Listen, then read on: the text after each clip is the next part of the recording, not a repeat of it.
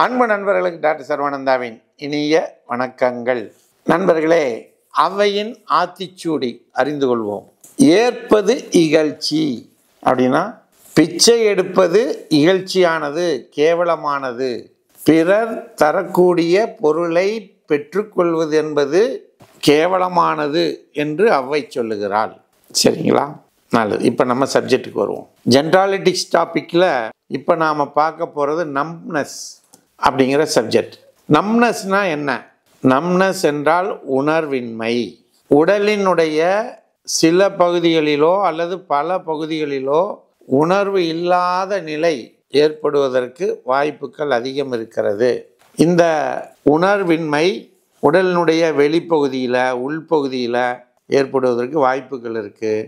வலிப்பு நோய் வருவதற்கு முன்பாக ஏற்படுவதற்கு வாய்ப்பு இருக்குது.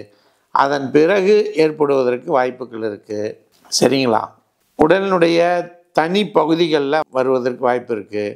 உடல் ஏதாவது பாதிப்படைந்திருந்தால் அந்த பகுதியில் வருவதற்கு வாய்ப்புகள் இருக்குது. உடலினுடைய மேல் பகுதியில் கீழ்ப்பகுதியில் இப்படி தனிப்பட்ட பகுதிகளிலெல்லாம் இந்த உணர்வின்மை என்பது ஏற்படுவதற்கு வாய்ப்புகள் அதிகம் இருக்கிறது.